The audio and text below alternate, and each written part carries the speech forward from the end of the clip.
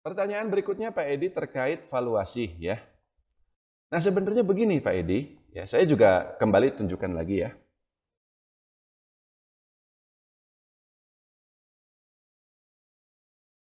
Kalau Pak Edi mau beli saham-saham dengan valuasi serendah-rendahnya, price to book value kurang dari 1 kali atau bahkan kalau misalnya pakai standarnya Pak Loh Keng Hong 0,5 ya, maka sebenarnya di US juga ada pilihannya Pak.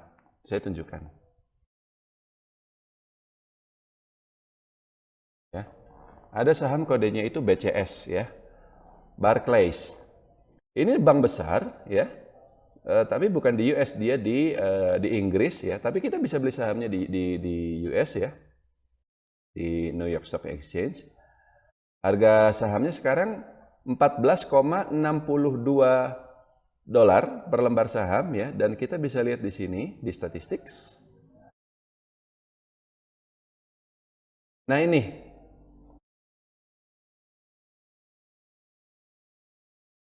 kelihatan Pak Edi berapa price to book? Kelihatan Pak, kelihatan. Berapa? Kelihatan.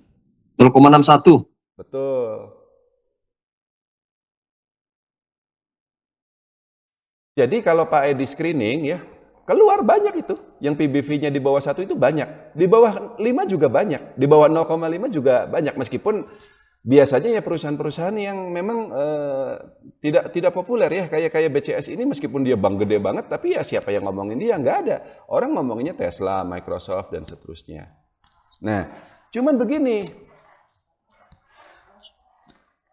Ketika saya juga dulu waktu awal-awal screening saham di US itu ya pakai kriteria yang biasa kita tetapkan di Indonesia. PBV-nya kalau bisa kurang dari 1. Cuman saya kemudian ketemu faktor begini Pak Edi. Kita tahu nih saham Tesla ya. Sekarang kan udah, bentar saya bisukan dulu. Udah. Kita tahu saham Tesla sekarang PBV-nya dia berapa? 18 kali. 18 kali. Kalaupun dia turun 50%, berarti masih 9 kali PBV-nya.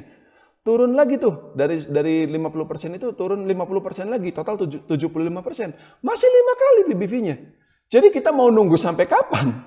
Kalau mau berharap PBV dia itu cuman 1 kali seperti itu. Nggak akan sampai Pak. Demikian pula perusahaan-perusahaan lain kayak Apple ya. Nah ini kemudian begini. Warren Buffett betul sekarang dia sudah jual Apple pelan-pelan meskipun enggak semuanya gitu ya. Tapi ketika dia dulu beli saham AAPL Apple di tahun 2016 ya. Itu berapa valuasinya? Waktu itu pada PER ya, price to earning ratio 11 dan 12 kali, tapi PBV-nya berapa? 6 kali, Pak. 6 kali ketika itu. Nah, kenapa istilahnya PBV-nya dia tinggi? Meskipun pernya relatif masih wajar ya, 11 kali gitu, nggak sampai puluhan kali. Karena memang kinerja Apple pada tahun 2016 itu sudah termasuk sangat bagus. ROE dia itu sekitar 30-40%. Sama kayak inilah, Pak Edi, saham-saham seperti Unilever kalau di Indonesia. Ya, meskipun itu udah turun dalam banget, tapi coba cek PBV dia, masih puluhan kali loh. Begitu. Artinya, kalau memang kinerja perusahaannya sangat-sangat bagus, prospeknya sangat-sangat cerah, nggak apa-apa. Warren Buffett pun nggak beli kok gitu, nggak harus yang PBV-nya rendah. Meskipun untuk saham-saham yang lain ya, kayak Chevron, Occidental Petroleum, perusahaan minyak yang juga sahamnya dipegang oleh Warren Buffett. Nah itu baru, coba nanti Pak Edi boleh cek price to book value-nya itu 1, sekian. 1,5, 1,6, nggak setinggi Apple itu tadi. Tapi kalau ada saham yang memang kinerjanya sangat bagus, ya prospeknya juga cerah, dan ini yang paling penting Pak Edi. Produk dari perusahaan tersebut sangat populer. Ya siapa yang nggak tahu Apple, siapa yang nggak tahu iPhone, MacBook, dan seterusnya. Saya nggak pakai, tapi keluarga saya pakai, seperti itu. Kalau di Amerika juga siapa yang nggak tahu Tesla, seperti itu. Maka itu boleh kita beli sahamnya itu pada valuasi premium. Nah, meski demikian, saya sendiri tetap membatasi. Jadi makanya tadi saya katakan kayak Tesla itu, ya termasuk juga Apple, saya untuk saat ini nggak berani beli. Tapi untuk saham-saham yang lain, batas PBV-nya ya 3 kali masih oke lah. Kalau ngarep di bawah 1 susah Pak Edi. Meskipun bukan berarti tidak ada ya. Mungkin yang tadi saya tunjukkan BCS itu mungkin saya beli juga.